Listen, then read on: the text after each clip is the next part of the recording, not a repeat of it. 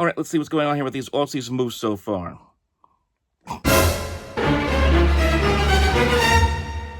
Are you kidding me? What year is it? 2013. 2013? Come on, man. Don't you remember 2013? How did you get that shirt? We're going back to the past, my friend. Is this some kind of joke? Is this some kind of Christopher Nolan crap or something? Nope, this is not a trick.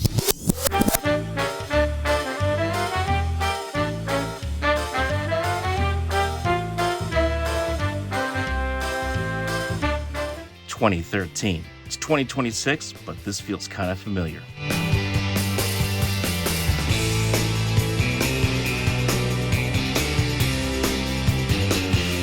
All right, folks, welcome aboard here to the Sports Talk Nation. Michael Cohen here with you as we are going to dive right into this reunion between the Jets and Geno Smith as the Jets continue to add pieces in free agency. And it's really been a very intriguing free agent process so far here for Gang Green. We'll get into more of that as well. So first things first, let's talk about this deal for Geno Smith as the Jets trade a 6th-round pick to the Raiders for Smith and a 7th-rounder in return. The reason for that is because the reason why they did that instead of waiting till the official opening of free agency today, well, very simply, as has been mentioned and reported since the trade went down, the Jets just wanted to assure themselves an opportunity to go out there and get Geno Smith because, let's be honest, there have been guys that have been flying off the board here very quickly. You had Malik Willis going to the Miami Dolphins, and certainly with the amount of money he got, $45 million guaranteed, about $22 million AAV. Considering the Jets' dead cap situation, signing Malik Willis, who has only had 6 starts in his career, to a big contract makes no sense. Tua Tagovailoa, of course, as he's getting released by the Miami Dolphins, a lot of people expect him to end up down in Atlanta. Then you have the situation with Kyler Murray. The thought at the time was that he wasn't going to be a real fit schematically in Frank Reich's system. Kind of undersized, a lot of talk about, attitude issues and stuff like that. So probably not a fit for the Jets, but he, more than likely, a lot of people think he's going to go to Minnesota. Kirk Cousins, I know a lot of people have mentioned him, but let's get serious. Kirk Cousins, who dragged the Jets along several years ago in a way to use them to get a bigger contract out of the Vikings, are we really sure he would want to come here and play for the Jets? And when he did play at times last year, instead of Michael Penix, wasn't that great down in Atlanta. So when you take a look at that board and you go up and down through it, you begin to realize that there aren't a lot of great options out there. So Geno Smith is really the best out of some rather mediocre options at quarterback that the Jets could go out there and try to sign and bring in. And let's be fair. I said this to you in the last video. If I read to you the stats blind for Geno Smith in his 3 years in Seattle, 2022, 23, and 24, and I just read you the completion percentage, the yards, total yards passed, touchdown and interception ratio, you would sign up for it today. This is a quarterback who is not the same player he was when the Jets drafted him in 2013 and really struggled to find his way and find confidence, and the team didn't have confidence in him at the time. And they didn't have a heck of a lot around him, as that was a team that was really starting to tear things apart and rebuild, and things that they've been doing for now the last, 15 years, basically, feels like, since they haven't made the playoffs. So it was a totally different situation. Here you have a veteran quarterback now in Geno Smith, who has been around a while. He's been with a number of teams, and when he was in Seattle, figured things out. And even last year with the Raiders, as bad as it was, still completed 67% of his passes and still had more touchdowns to interceptions. Now, of course, he was bad last year, 17 picks. It was a disaster season for the Raiders. I'm certainly not going to sugarcoat that. But the fact is, if you're sitting here and expecting to see the Geno Smith you saw in 2013, who looked like a deer with the headlights, it's not going to be the same player. And I'm not going to sit here and tell you that he's going to be the player he was in 2022, where he threw 30 touchdowns and 11 interceptions. If you can get something of a just solid performance, because Geno Smith always had the arm talent. It was just a question of him figuring it out and putting it together. If he can give you some leadership at the position and be competent at the quarterback position, And if the Jets, of course, fix that offensive line, which needs a lot of help right now, especially at the guard positions with John Simpson and Elijah Vera Tucker now out of the picture, if the Jets can bolster that interior offensive line, you have Breece Hall on his 1-year, $14 million franchise tag. You have Garrett Wilson. I imagine the Jets are going to get another receiver here by the draft. Maybe with that 16th overall pick. We'll see. You might have a pretty good offense here for the Jets here in 2026. And I'm not saying here that the Jets are going to be a playoff team. I'm not going to say that at all. But can this team be competitive, win 5, 6, heaven for sake, maybe 7 games? If you can get that, considering where this franchise has been over the last, especially 5, 6 years, you would sign up for it. We all would sign up for it right now. Now, one thing that is going to be very interesting to see is the backup quarterback situation, because we had, we all assumed it was going to be Carson Wentz, right? Well, the report by Zach Rosenblatt the other day, or on Wednesday rather, that it's now not likely that Carson Wentz will be coming to the Jets at all, that he could be looking to go elsewhere. He's going to be in demand. He's probably the best backup. When you take a look at the remaining quarterbacks right now available, potentially to be backups this year, his name is probably going to be at the top of the list. So, of a lot of teams. And it's not just the Jets. So, that may or may not transpire. If it doesn't, the Jets are going to have to look elsewhere. And potentially, Rosenblatt and Connor Hughes were talking about possibly the Jets bringing back Tyrod Taylor. I like Taylor. He's a good football player, good quarterback, but also oft injured, doesn't stay healthy very often.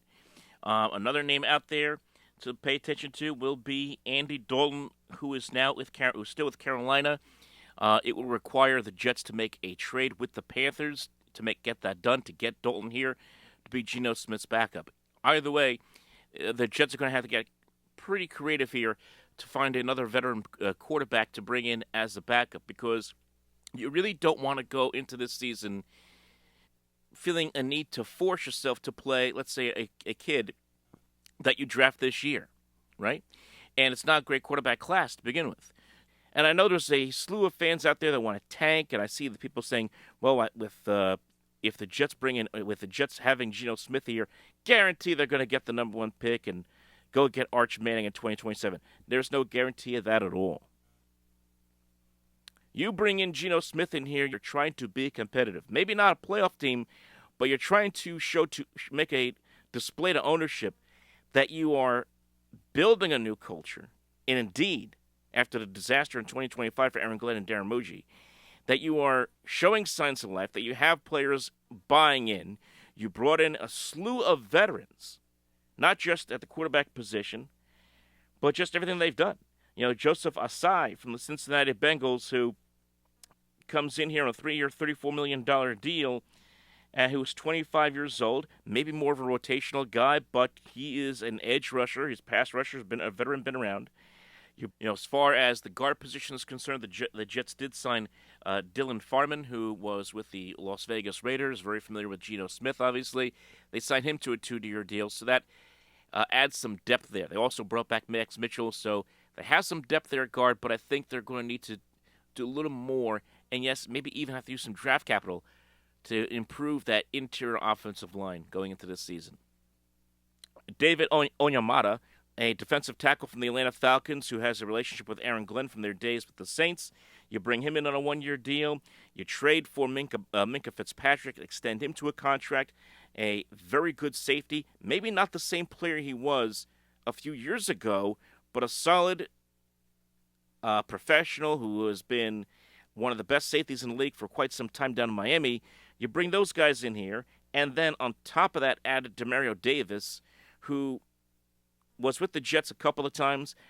Every time the Jets had him, he was always a guy who was always around the ball, always around big plays. Of course, has that very famous sack celebration after getting big tackles for loss or sacks.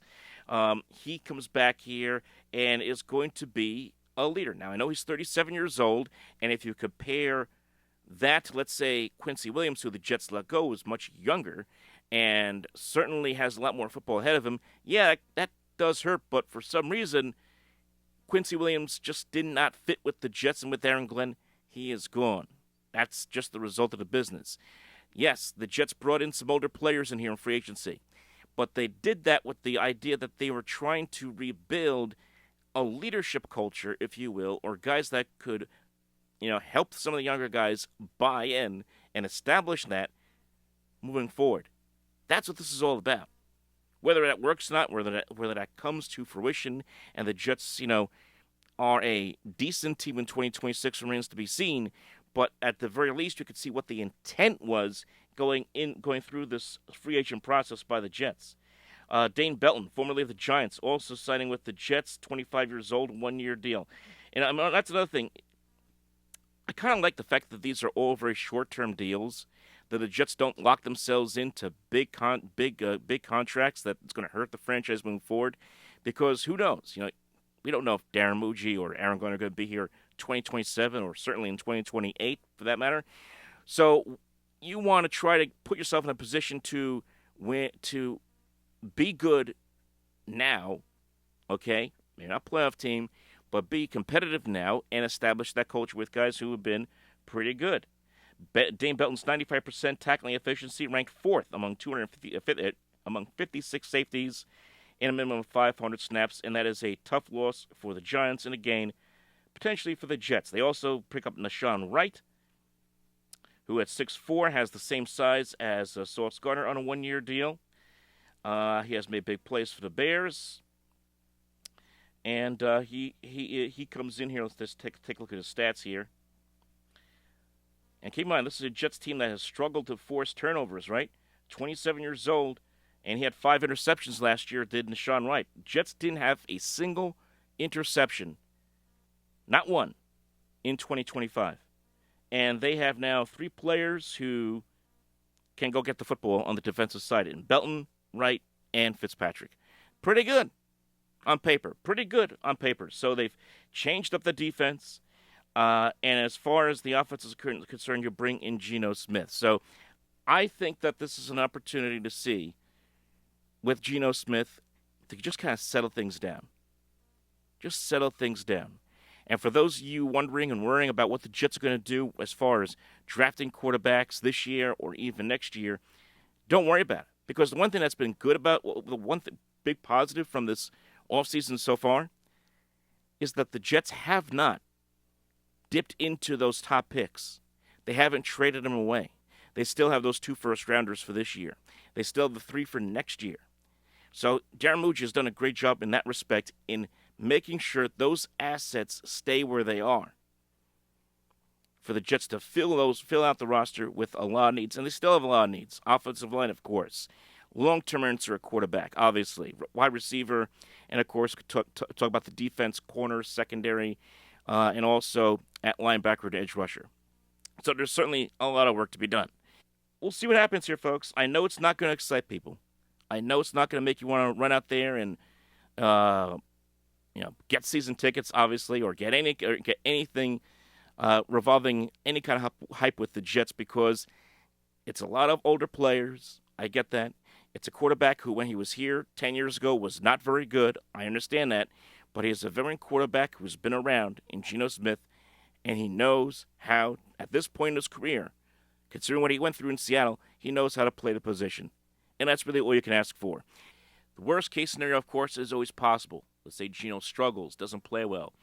Let's say, just for sake of argument, Tyrod Taylor comes in, gets hurt. All of a sudden, you're looking at a situation very similar to last year, where your veteran quarterbacks are gone and you're playing a kid, as you were last year with Brady Cook, potentially this upcoming season with a Drew Aller or a Ty Simpson or Garrett Nussmeier.